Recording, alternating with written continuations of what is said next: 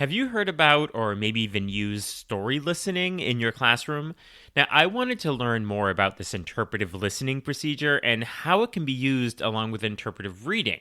So, in this episode, Margarita Perez Garcia, a Spanish and French teacher and author in Australia, joins me to talk through all the details of story listening. Now, maybe you have the flexibility and autonomy to go all in with this methodology in your classroom, but if not, Margarita shares how you can use story listening along with other procedures. So let's jump in.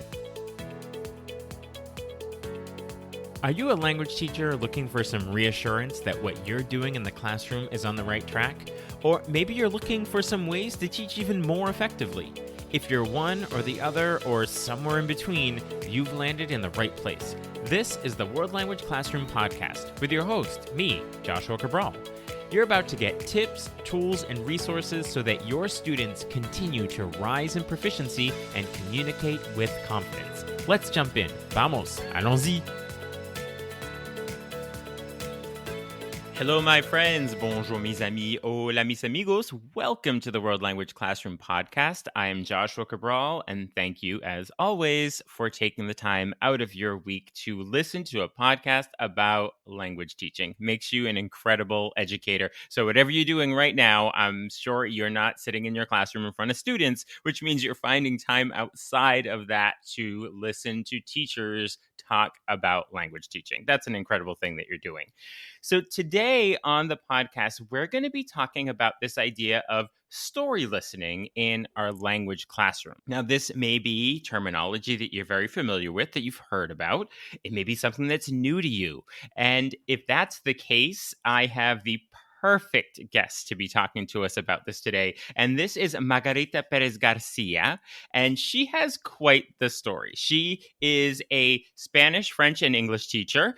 Taught all of those languages throughout the last couple of decades. She is originally from Venezuela, but she left about 34 years ago, and she has been teaching in Spain and France and the UK, in New Zealand, and now she is in Australia.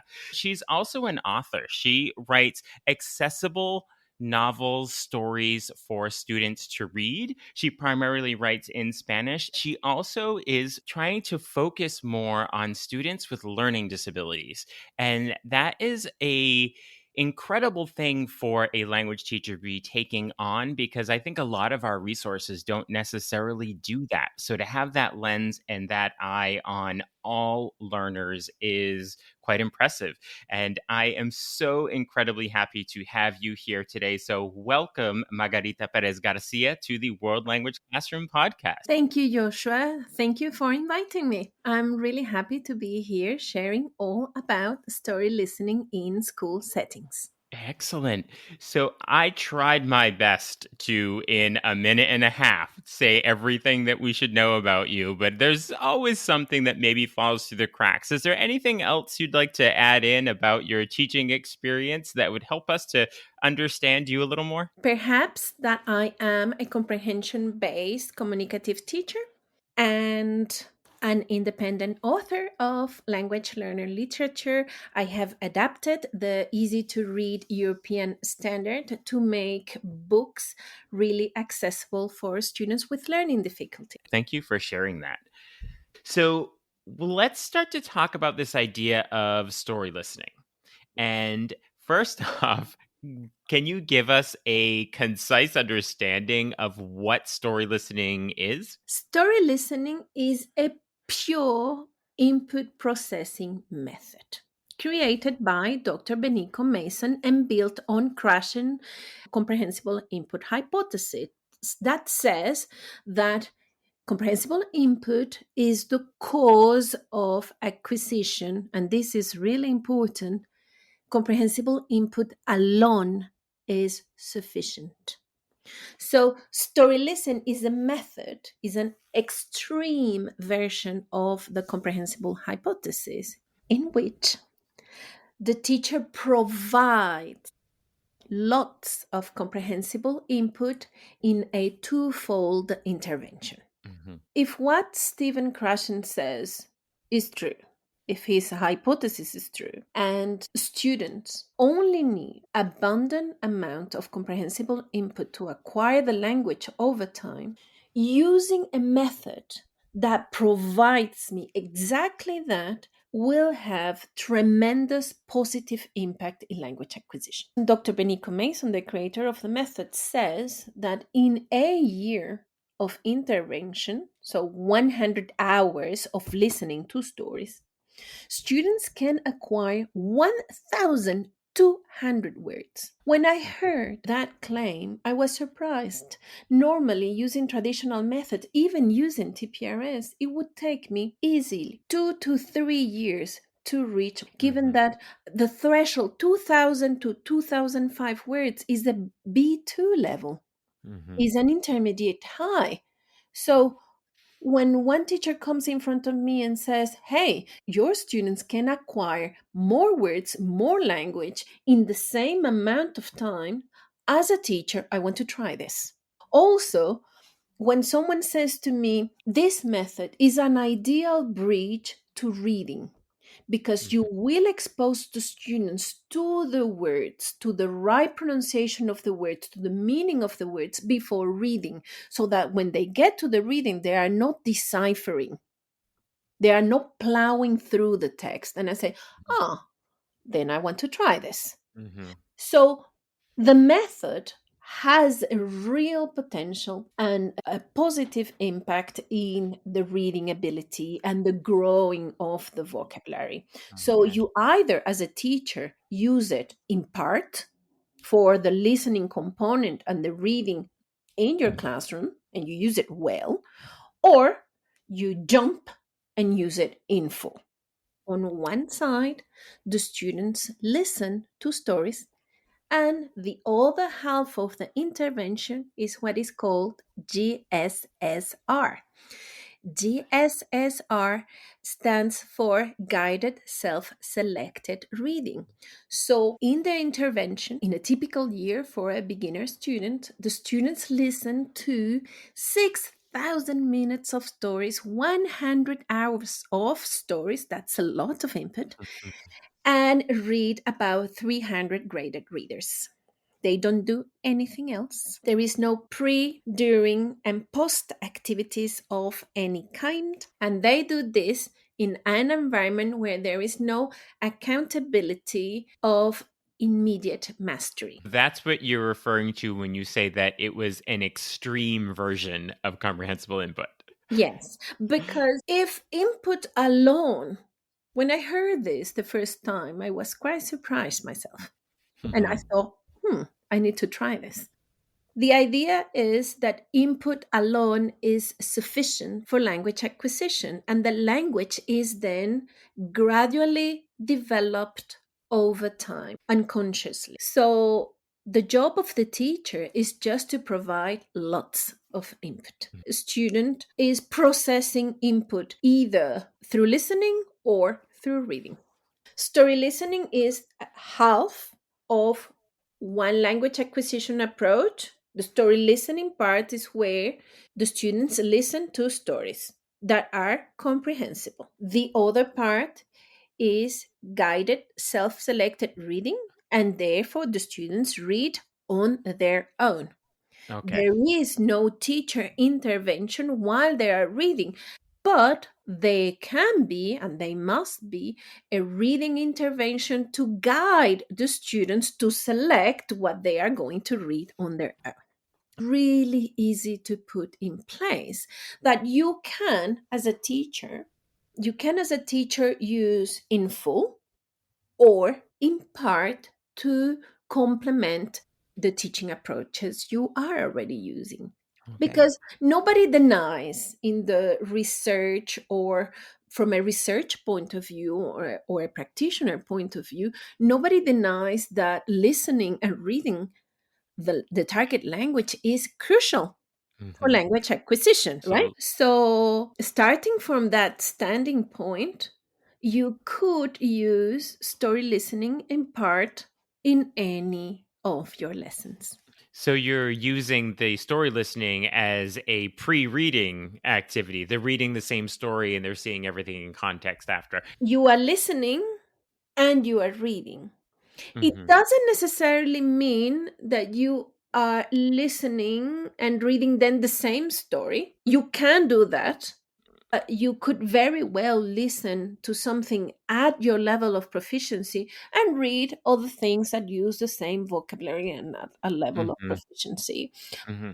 Personally, my students listen to what they are going to read afterwards. Hmm. They Hmm. always read the story they listen to, on Okay. top of what they read in their free reading time. So when we talk about comprehension aiding supplementation, CAS, now we have another acronym. So these are ways of helping students, supporting students with their comprehension. CAS or CAS or comprehension aiding supplementation is an intervention put in place to make the input comprehensible while you are delivering it orally. So while you are speaking to your students at a slower pace, using short sentences, appropriate pausing, repeating words, rephrasing words, you can apply this supplementation so that they understand more or Okay. better.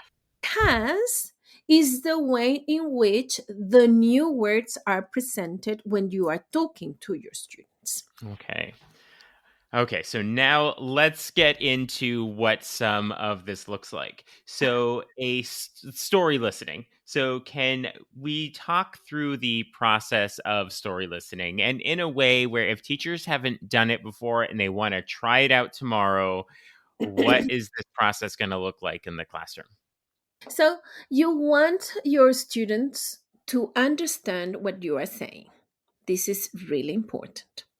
You are using a story that you have and you are telling the story to the students. And as you are speaking to them, you are supplementing or supporting what you say orally so that they have a higher chance of comprehending what you say. And therefore, at the same time, they are processing the language and developing an image of the language. That is the core idea. So, first, you are speaking at a slower pace, using short sentences, appropriate pausing, repeating, rephrasing, and you are telling a story that has a clear content that is at level. So your story has the potential to be comprehended by your students. Okay, Hmm. that's really important. And as you are telling the story, you are going to use the board and apply supplementation or support as you are doing.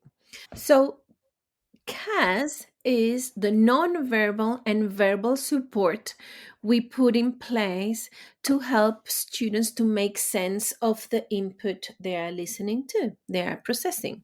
Hmm. And so, nonverbal, because we use drawings, we write the new words on the board. We translate these words orally or on the board.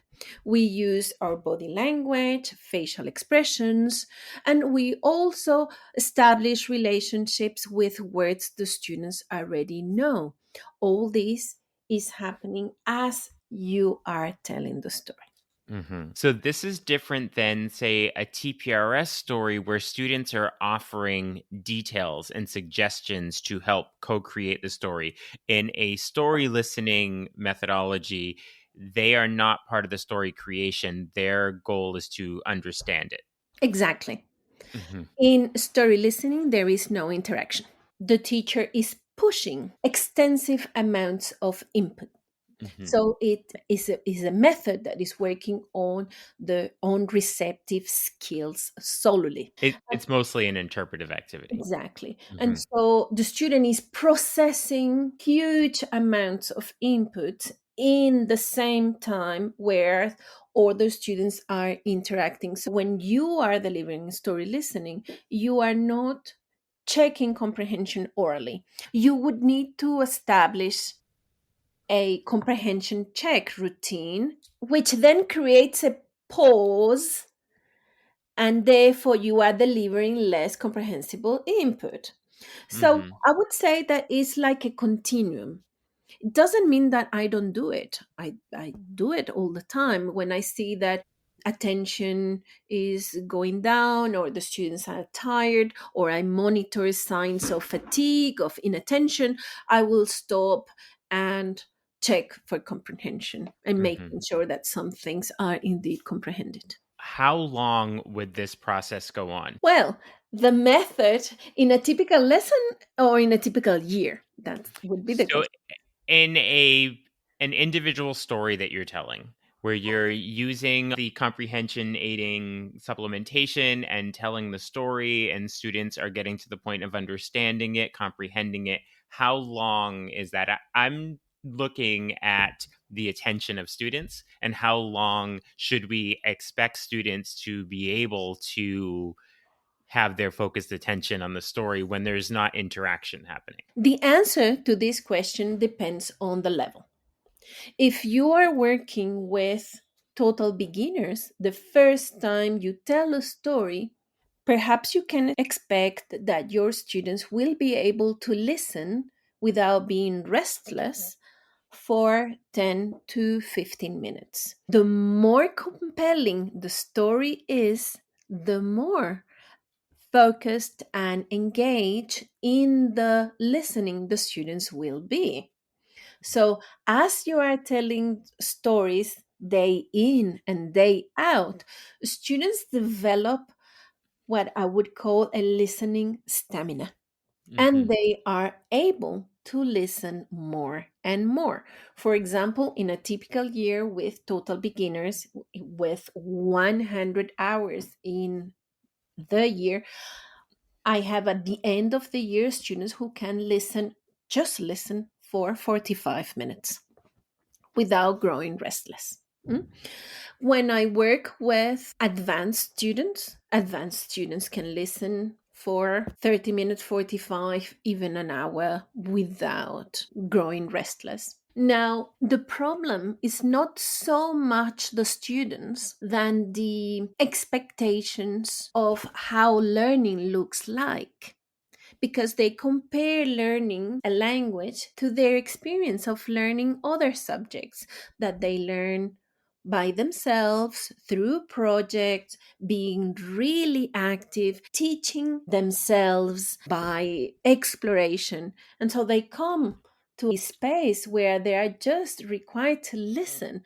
And so there is a clash of expectations.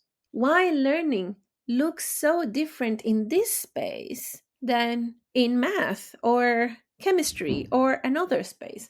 You also, as a teacher, if you are a full-time 100% story listening practitioner, you will have to deal with the expectation of your colleagues who are not trained in the method or who do not know anything about language acquisition, and the administrators who are hoping to see both receptive and productive skills at play during a one period of teaching. Hmm.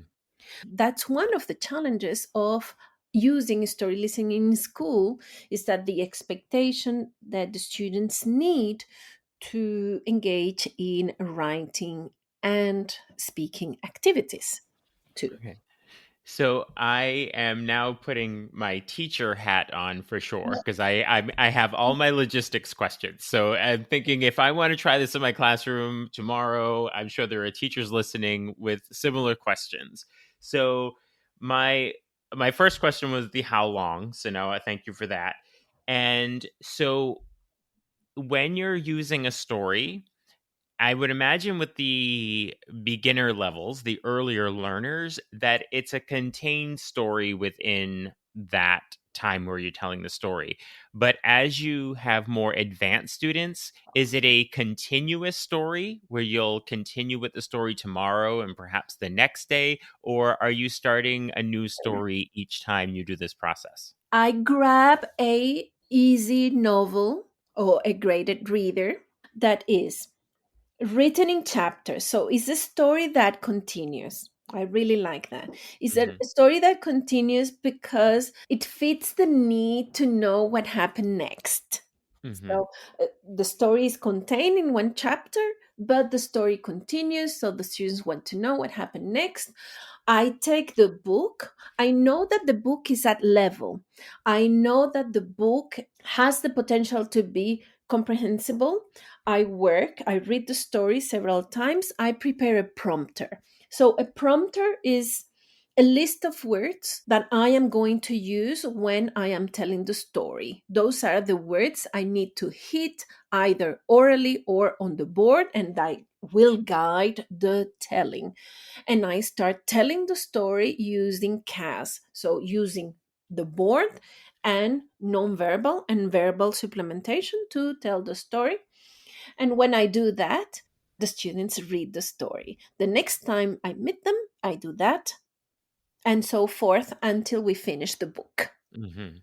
And in a typical year, for example, if I see students only once a week, I will read 3 books Okay. with them, Okay. total beginners. Mhm. Now, the more proficient the students are, the faster I will speak, the less CAS I will apply, because I can use synonyms either orally on the board. I will use less translations, less drawings, so I can increase the amount of input they receive. And I often do one story. I mean, they listen for, let's say, 45 minutes and Mhm. I read the story. I have self contained stories. Mhm. I do it too with traditional books. For Mhm. example, I have been in situations or in schools where I had to teach with traditional books. I take one of the readings of the book and I use story listening as a method to deliver or build a bridge so that the students can then read the text without Mhm. deciphering. Okay. So, in looking at this process and where the students are on the receptive end, their job is to take comprehensible input and get it to being comprehended. So, I am thinking now again, I want to do this in my classroom. If I want to try this out, my question next is what comes next? So I guess there are two answers. Either you have total freedom to apply the method by the book, and therefore what happens next is nothing. You tell another story. So, from a pure story listening perspective, you tell another story and another story and another story. So, you listen and read, listen and read, listen and read, listen and read until the students acquire or develop a intermediate high competence. In a more eclectic space, after the story, or especially in schools, after the story, you can do post reading activities that involve some form of writing that is appropriate for the level of proficiency of the students, and speaking activities that are appropriate to the level of proficiency of the students. There are 2 teachers, Cécile Lenné Mhm. and Megan Hayes. They developed 3 beautiful infographics called What Happens After the Story. And Mhm. they provide many pathways for those teachers who cannot just tell a story. I had Cecile on the podcast last year. She's wonderful. Thank you It for the is shout out to wonderful. Cecile. Are you getting to a point where there is interpersonal speaking, where there is any speaking at all? So I'm wondering how you bring those skills in with a very to the letter comprehensible input that we don't do forced output, that it's when students are ready to speak it comes out. So I think that's probably the answer you're going to give, that you it's when they're ready to speak. Or are you setting up situations where students are speaking and writing before they make the choice to do that? There is a difference between what is expected to do in story listening by the book and Mhm. what, as a practitioner in a school where you are observed for quality and you are accountable for grades and assessment, you need to do, right? Mhm. So, Mhm. by the book, nothing. Mhm. You You let the acquisition process unfold.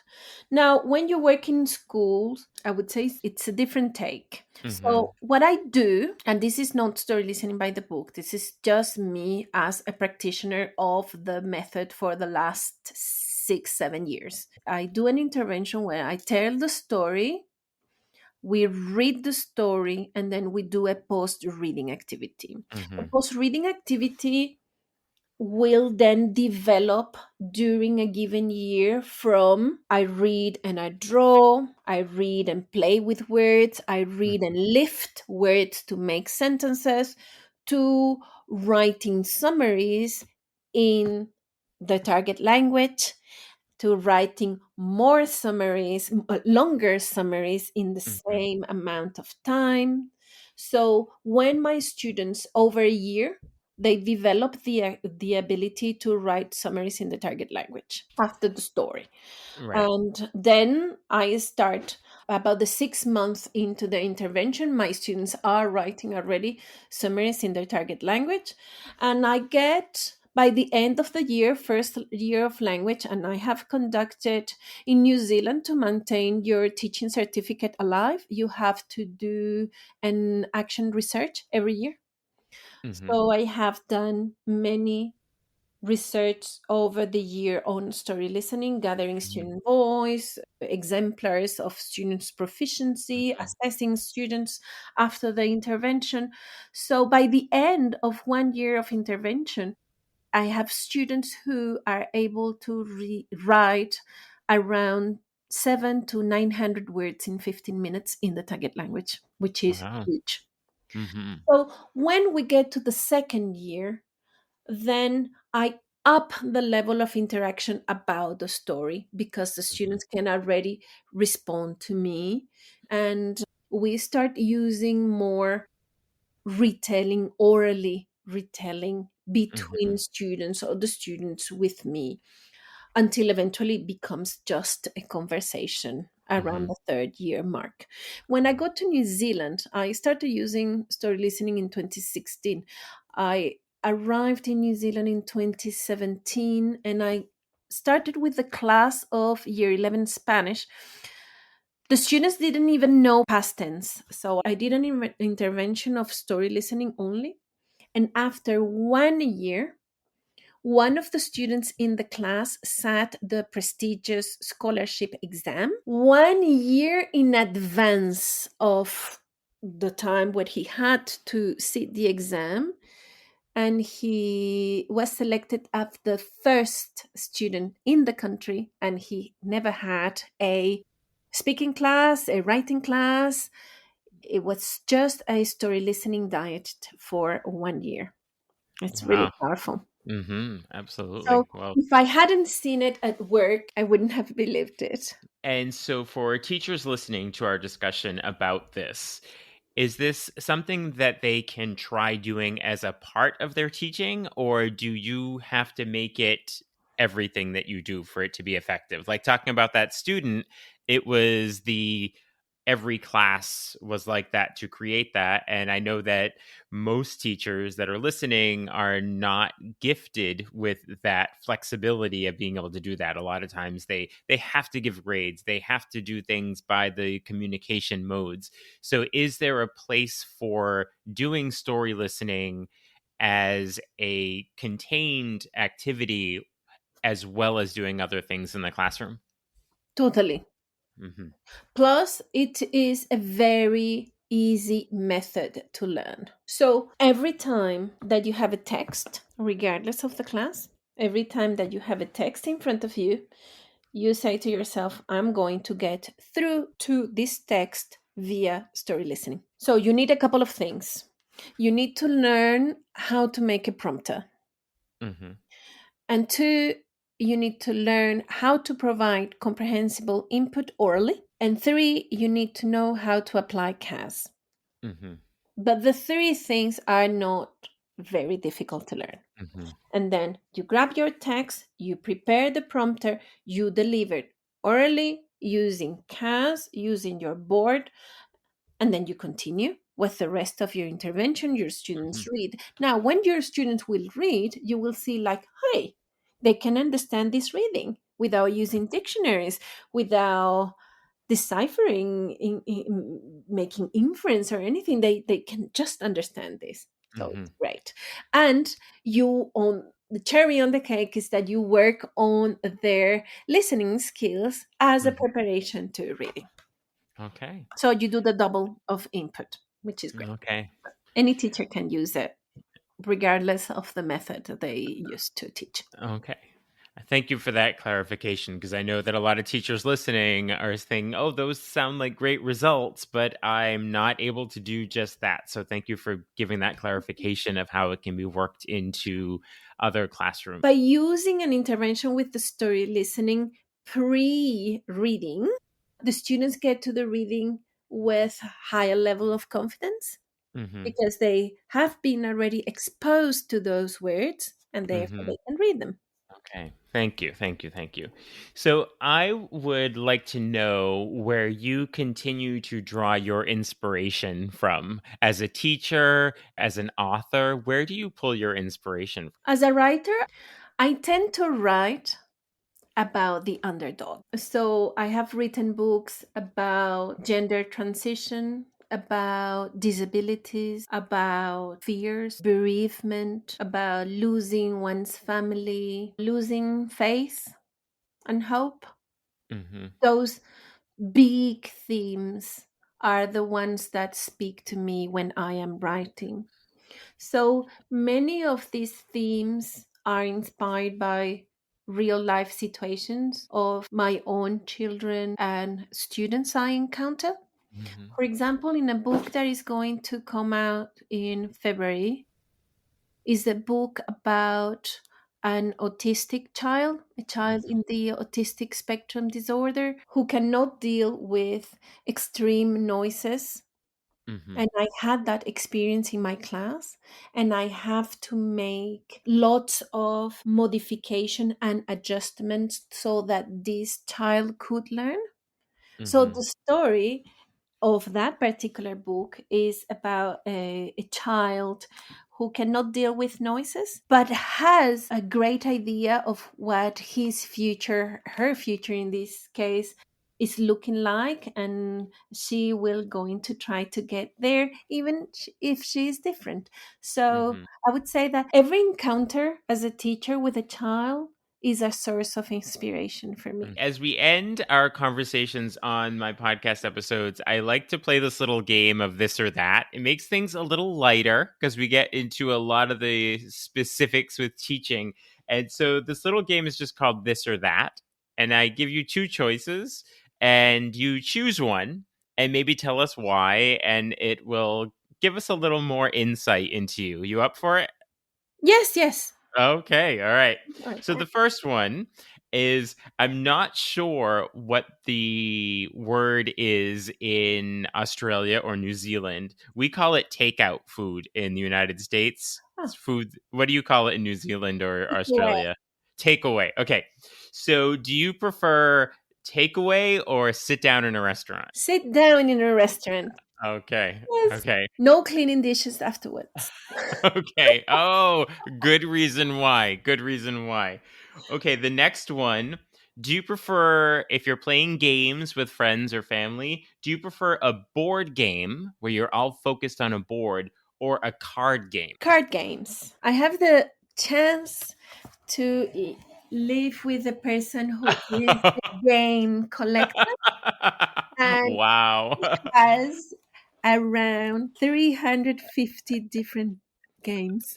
Wow. And so we are always with a game, either board game or card game. Mhm, So I prefer card games because they are really portable. We go for a coffee, and what do you mhm, have in the bag? We have that game, and we play mhm. that game. And we are, for the satisfy your curiosity, we play lots of MTG, Magic the Gathering. Oh, okay. Excellent. And the last question is if you have the choice, would you go to the beach or to the mountains? Oh, beach. I love water. I love Oh, water. I love water. Okay. And So if you go to the beach, you're going in the water. You're not yes, just staying yes, on the beach. regardless of the temperature. I am a sea swimmer and I can swim by 10 degrees, 5 degrees. Wow. Because it's really, New Zealand waters are really cold. So Hmm. when we lived by the sea, I used to go and swim every morning, regardless of the season. So I'm a Wow. swimmer. Whew. Okay. So I am sure that there are teachers listening that are intrigued about story listening and intrigued about the books and stories that you write. So how can teachers be connecting with you, reaching out to you, finding your materials? How can they be doing that? Well, if you want to reach me, you can go to margaritaperezgarcia.com and there is a contact form. You can read about the books I write or the conference or webinars, workshops I give to. So that's really easy. You can follow me on Facebook or Instagram, Hmm. Mrs. Perez Garcia. You can find my books on, if you are in America, in the CPLI bookstore, Home and Performance Language Books. You can also find my books in Amazon. Yeah. I will make sure that all of those links are in the show notes. And if you are curious about all the things we said about story listening, you can just go to story-listening.net, which is Benico Mason's website. Read her research articles on how to make a prompter, how to apply CAS, how to apply the optimal or to present target words. You can also look for the Stories First Foundation, Hmm. where you will find a collection of graded stories that you can tell and you can use tomorrow. Well, thank you for all of that incredible insight and introducing many teachers to this idea of story listening. And I always like to leave teachers with advice at the end. And I'm thinking that the advice is go and check out all those links you just mentioned if teachers want to learn more about story listening. But if there's any other advice that you would provide to teachers who are considering story listening and getting started, what might that be? The first is to build a free voluntary reading library at level full of accessible books that your students can read either at the beginning of your lesson, at the end of your lessons, or they can take home and reading. A book is an input that keeps on giving. The second is grab a comprehensible novel, an easy novel, make a prompter of the first chapter, read everything about how to provide comprehensible input and apply CAS, and tell a story tomorrow to your students. Start right away. Start right Yes. away tomorrow. Thank you, Margarita Perez Garcia, for your time and insights and everything that you shared with us today. It was an absolute pleasure speaking with you. Thank you so much. Thank you. What are your takeaways from that conversation with Margarita Perez Garcia?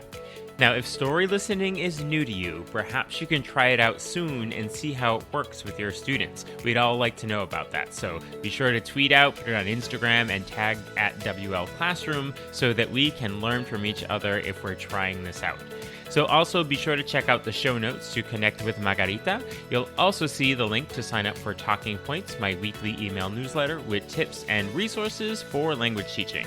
There are also links to get in touch with me if you'd like to work together, either in person in your school or remotely. Talk to you soon. Bye for now. You've been listening to the World Language Classroom podcast. Be sure to follow or subscribe wherever you're listening so you don't miss a single episode. Let's continue the conversation on Twitter, Facebook, or Instagram at WL Classroom. You can also see over 250 blog posts about language teaching at, you guessed it, WLClassroom.com.